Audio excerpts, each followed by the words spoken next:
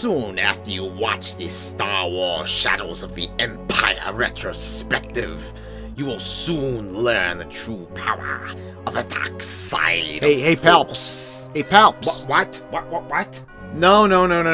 We're not doing this. We're not doing this full intro. We obviously know that you're not really Emperor Palpatine. You know, we're not going to play a character in the intro. We're just going to do this retrospective. We're not going to do some full-blown thing like one of those bigger channels here on YouTube with all the glitz and the glam. Now listen to me, now you insolent pup. You don't tell me how to do the intro to the retrospective. It is I who will tell you what to do. I am the Senate. Well, you know, you could go ahead and be the Senate if you want, all that's all fine and well, but I've got the high ground.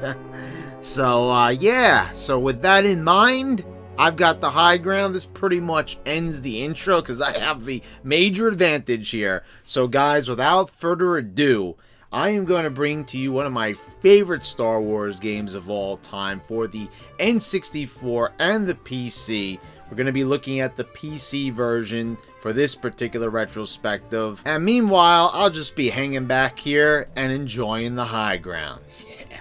Now, Shadows of the Empire is truly a fascinating Star Wars project. And for those wondering, I, in my mind, still consider this story to be canon. I don't care what Disney says. They want to come around and say, oh, this is Legends. This doesn't count as being canon. I'll go sit on it and rotate. To me, this will always be canon. Look, I actually am a fan of the Disney Star Wars movies. I'm a really big fan of The Last Jedi, which has gotten me a lot of heat here on YouTube.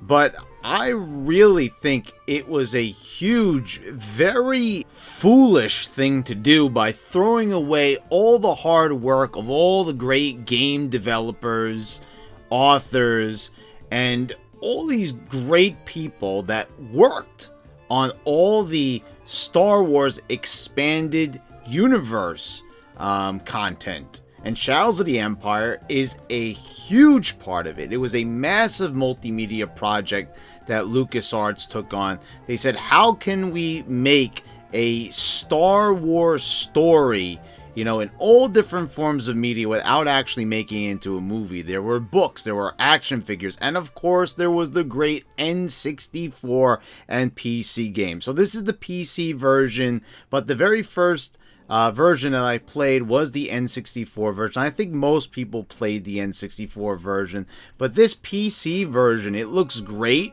It's got full motion video cutscenes, and so we're gonna get into it and explore all the great memories that this game brought forth.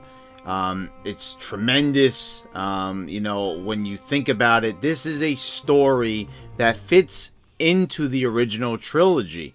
It takes place between The Empire Strikes Back and Return of the Jedi. The game also introduces us to a mercenary that was hired by Princess Leia by the name of Dash Rendar. The one thing that I really like about Dash Rendar is I feel like he's kind of like old school Han Solo, like the Han Solo that we meet in A New Hope. You know, Han Solo was softened up after Return of the Jedi, you know, and falling in love with Princess Leia and finding the meaning of friendship with Luke. Dash kind of still has that hard edge that Han kind of lost throughout the series. You know, still an awesome character, Han Solo, but Dash is kind of like the renegade character.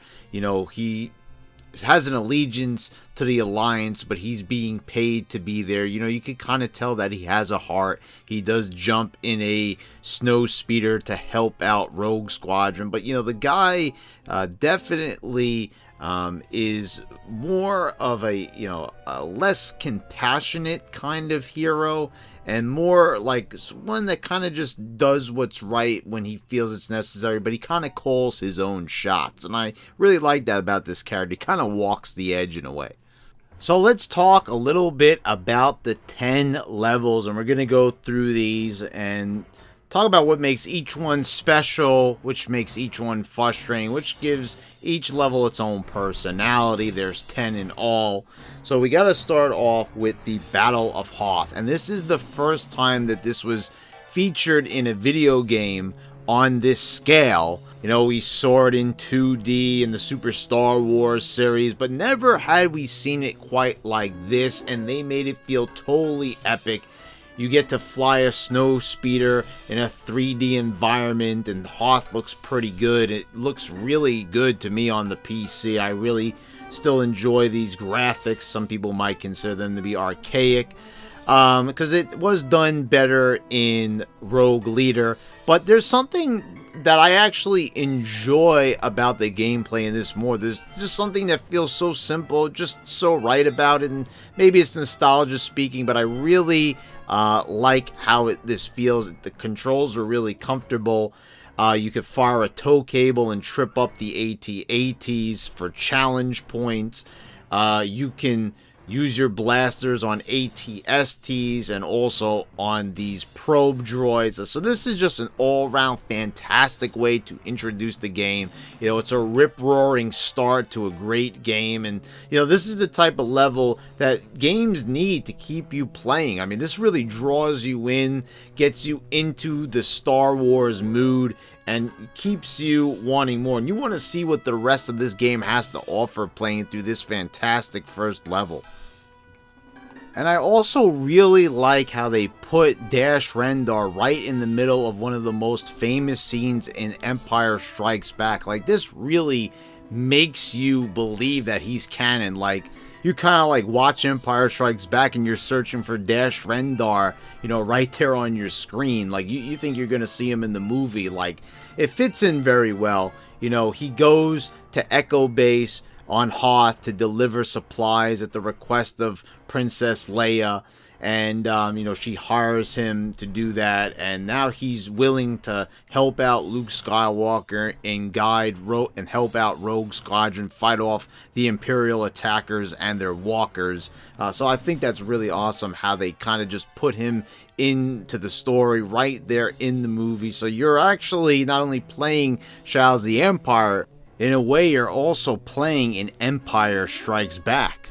Next up is Echo Base. So after the shield generator is destroyed by the Imperial forces, just like it was in Empire Strikes Back, Dash has to make it to his ship, the Outrider, and you have to battle through stormtroopers, even some Wampas if you happen to run into them.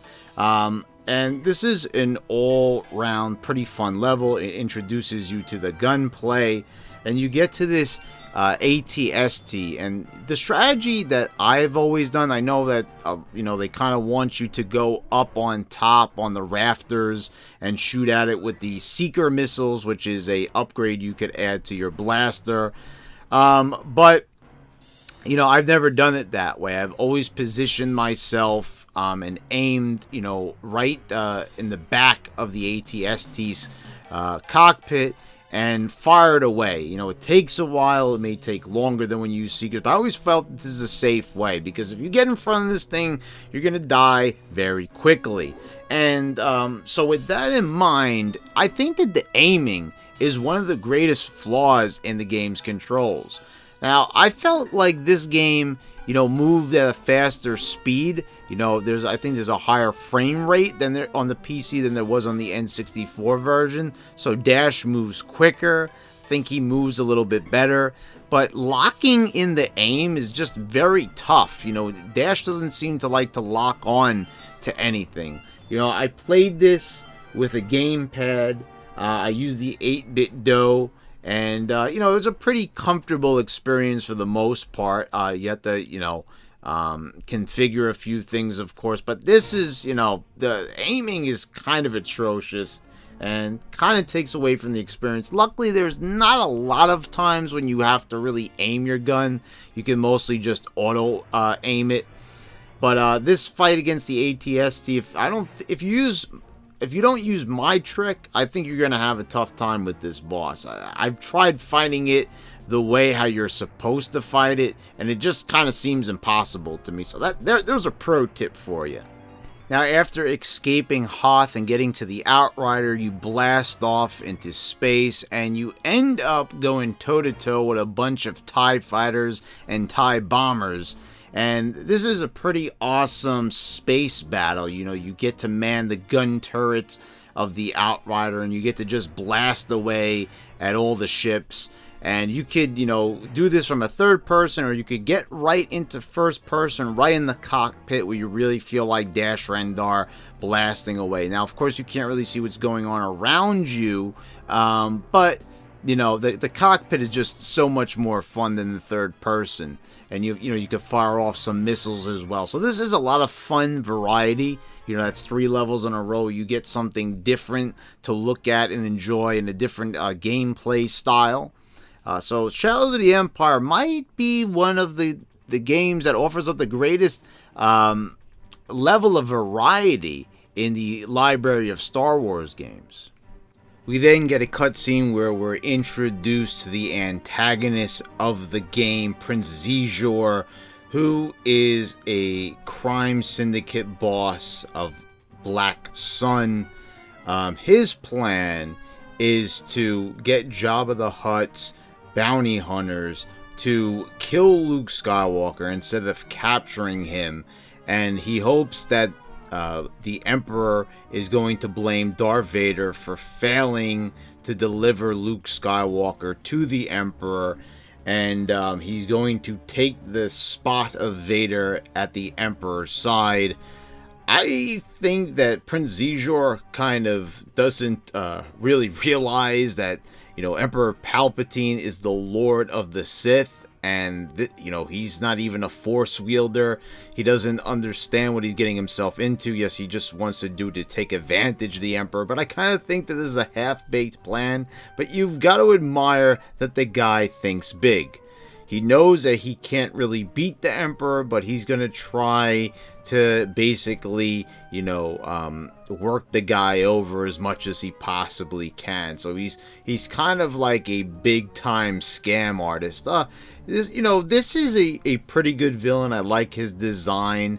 I think it fits, you know, as a good nemesis for Dash, you know, since he's not a Jedi, and he, you know, obviously couldn't go toe-to-toe with a Sith Lord. So I think it's a pretty good choice, and, you know, this is basically the only time that we see Xizor before the end of the game, because he meets his ultimate demise in the end.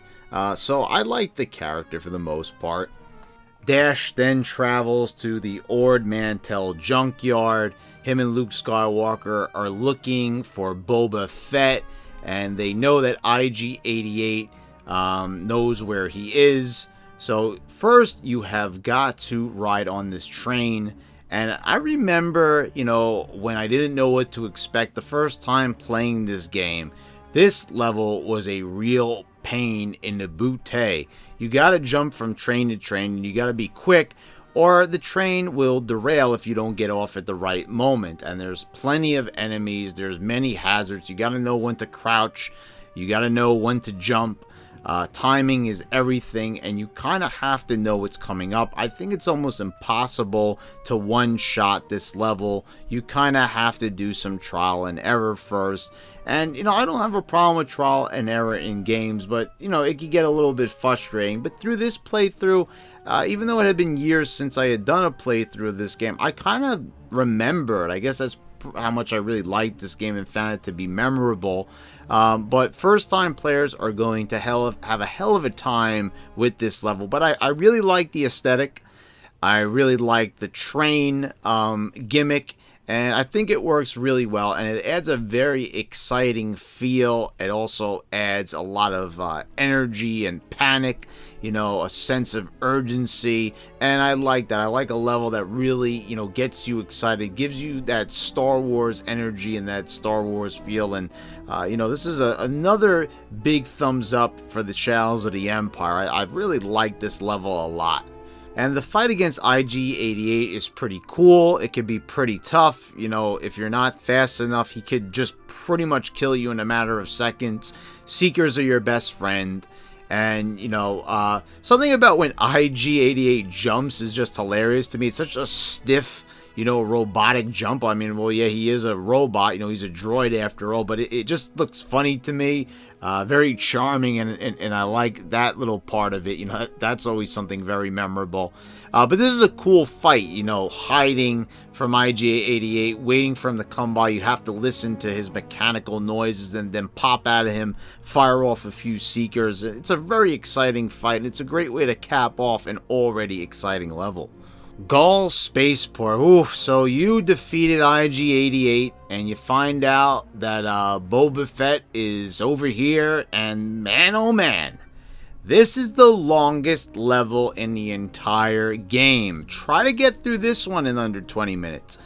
I highly doubt that you can. I mean, for me, this is like a half an hour, and if you die when fighting Boba Fett, which he feels like this guy is like miles away, he's like all the way at the other side of this level, and it's just, oh man, it's a real headache to get to them. Don't get me wrong, I like this level. I think there's a lot of variety. You get introduced to the jetpack here.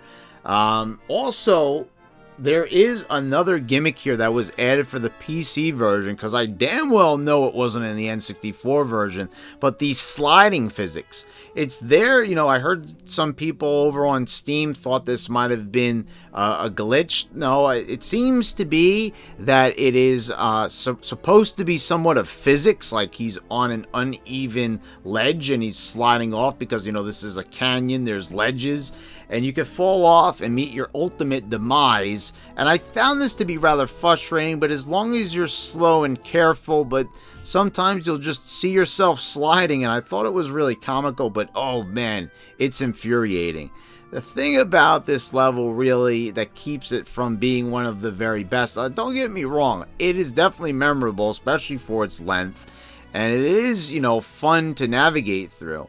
But after, you get to the end and you're so close to beating Boba Fett, guess what he does? He uses his ship, the slave one, to start attacking you. And if you don't know what to expect and you die, and getting here, if you didn't have enough lives saved up, it's back to the beginning, buddy. Yeah, that's it. After you lose your lives, there's no checkpoint that saves, and you get to start from there every time. No. That would be too easy. You go right back to the beginning. Use up all your lives, back to the start, pal. I've just found this, to really be the most frustrating. I only really noticed it kind of in this level here, where I was like, oh man, I have to go all the way back to the beginning and do all that stuff again. And if I slide off the ledges and I lose a life, I might as well restart, because I know I need every life I can to face off against Boba Fett and the slave one. So, this level is kind of more trouble than it's really worth, but, you got to get through it if you want to see those other levels. It's just that, man, this one shows no mercy, and it is extremely long. Then we get word from Princess Leia that Luke Skywalker was almost killed by an assassin, so we head off to Tatooine, and at the request of Prince Xizor, Jabba the Hutt has sent his thugs after Luke Skywalker. They're headed to Obi-Wan Kenobi's house, where Luke is practicing becoming a Jedi, and it's up to us to head off on our speeder bike, and we have to stop the swoop gang from killing Luke. This is a pretty fun level, but you got to get used to the controls. Once you get a handle on them, it's not really too tough. You basically just got to eliminate these guys before they reach Luke Skywalker. I used to think that you had to kill all these guys, but no, you just kind of have to, beat them there. But it definitely helps to kill as many of them as possible. Just use your speeder bike to side ram them into different structures, and it might take you a few tries. Now, getting through this ring right here, this thing is a real bastard. I died a few times here. I don't know what it was with the acceleration. I would just ram right into it and explode or not make it through it. and I had to restart the level. This was a really frustrating part. I'm like, why did they have to add this loop in? After you deal with the main threat in the level, the swoop gang, you already overcame that challenge. Why did they have to do something like this and stick this stupid ring in there where you gotta be pixel perfect passing through this thing? It's maddening, but fun. And once again, Shadows of the Empire offers up yet another piece of variety that makes Shadows of the Empire one of the most diversified entries in the Star Wars library. Then you board an Imperial freighter in search of secret plans contained within a supercomputer. And this is really cool because you know what those secret plans are? They're the plans for the Death Star 2. Yeah, that's the Death Star that you see that was almost fully reconstructed in the Return of the Jedi. This is very reminiscent of Rogue One, and I think this is maybe where they pulled part of the plot from. Just as they've got the plans to the Death Star in Rogue One, and this actually came first. So I think that's a pretty cool parallel. I really like that, and I find it really fun, navigating through the ship. I think it has a really cool feel to it. It's different. This is the first level when you're actually, navigating through a huge, massive starship like this. And I like it. Once again, a lot of variety to the levels. You're traveling around to different locations. For me, the most memorable part is probably this cargo bay door puzzle. You're going to have to mess around with the controls here a little bit on the walls until you get the right combination of doors open, and then you can proceed. So I like the variety, and they had a nice little puzzle designed for you that you're not expecting to see, but it'll really challenge you, and I like that. Like I said, it adds to the variety, and I enjoy good variety.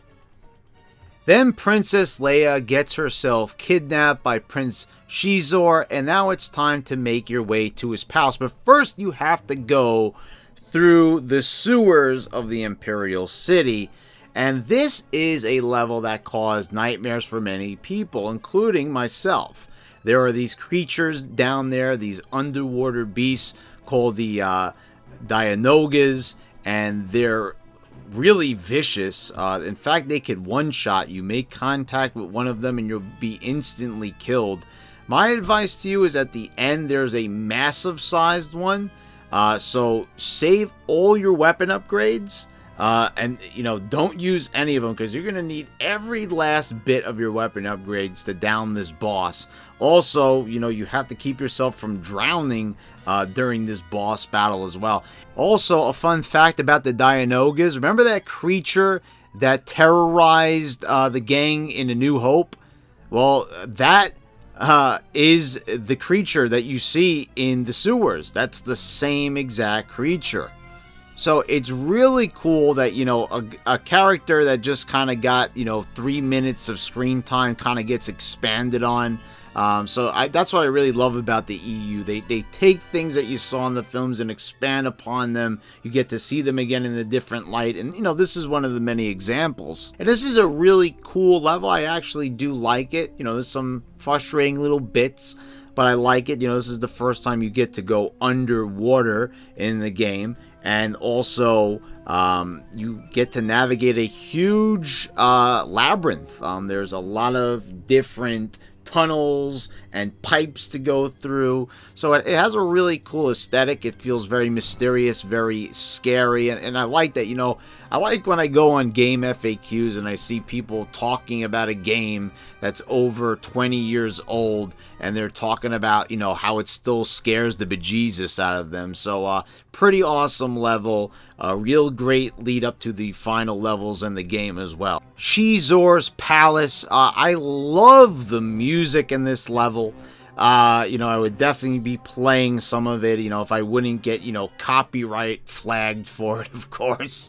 You know, and that's another thing I want to mention. Joel McNeely did an outstanding job on this soundtrack, and I really wish I could share a few of my favorite tracks here, as I usually would here in these retrospectives, but I'm not going to get copyright flagged for them, so no thank you. But I really implore you to go check out this soundtrack. A lot of the soundtrack is edited and mixed in with some of John Williams' music. It's a really great mixture, but yeah, definitely take some time to hear some of Joel's music. He definitely knows how to make a John Williams style composition, I will say. But really awesome level that, you know, really fits it being the last, well, not really the last level in the game. There's one more to go, but this is the last platforming level in the game, and there's definitely a lot of challenges. It definitely tests all your skills. You're using the jetpack. You've got to be really quick with your blasters. A lot of these enemies take a lot of hits to kill. And the final boss is probably the biggest pain. Thank God this is not as long as Gale's Spaceport, but it is definitely an agonizing final boss that has 3 forms. The first form is a real cinch. You basically just use the ATST tactic on him. You know, you go from behind and you aim up at him and just keep shooting him. Nothing really to worry about here. But, you know, once he starts losing limbs, somehow he gets even more powerful and more devious, and he starts coming up with even more difficult strategies. You just gotta really save your upgrades for him. I don't know how you're going to defeat this guy without your disruptor upgrade. I mean, really, it's so much of a pain. You can't die at all going through this level, by the way. Like, you have to save all your lives for the boss. It's kind of the same thing as Gale Spaceport. Save every single life, save every single upgrade, because you're going to need it for this boss. And, you know, that's one thing I really admire about Shadows of the Empire. These bosses are not pushovers for the most part, and this boss is definitely not a pushover. At least they put the disruptor in there, so, you know, it's not too much of a pain in the tuchus. But man, oh man, you know, just imagine if they didn't have it. You know, if you want to give yourself more of a challenge, just don't use it, but you could also put it on the higher difficulties, of course. So, you know, I really enjoy this level. You know, it's a good way to cap off the platforming in this game, putting all your skills to the test. And now for the final level. So you get back in the Outrider and man the gun turrets, and this time you're going to be blasting through Prince Xizor's fleet, and then you get to face off against his Skyhook, his main space station. And, you know, this is a pretty cool looking space station, I have to say. It's very reminiscent of the cradle in GoldenEye, and I really like that. You know, it kind of makes me think back to that film. And all you have to do really here is, you know, just destroy 4 gun turrets. You blow them up. You make 4 passes through the inside of the Skyhook, and you know, you fire away at the reactor core until it explodes, and that's the end of your journey. For me, after fighting off that gladiator droid inside the palace, I mean, this is, you know, kind of a breeze in comparison. That gladiator droid is such a pain to deal with that once you take to the skies once again, it's a breath of fresh air. Not that I don't like the palace level, but it sure is a tough one to beat with that droid standing in your way at the end. So this is a really cool, epic way, you know, that they decided to end it in space. If it ended, you know, with a gladiator droid battle, it definitely wouldn't have had the same effect. So I like that they, you know, decided to take to the skies once again to cap off the game with this final level. Good, good. I can feel the dark side of the Force coursing through you now that you have completed this retrospective video here on YouTube. Okay, that's enough, palps, okay? That's the end of the retrospective, guys. I hope you all enjoyed it. Please subscribe if you haven't already. Click the bell so you get all the notifications when I post all my new videos. I want to thank all my patrons. And guys, if you enjoyed the video, please leave a comment down below. I'd really appreciate that. And thank you all for watching. I'll see you next time.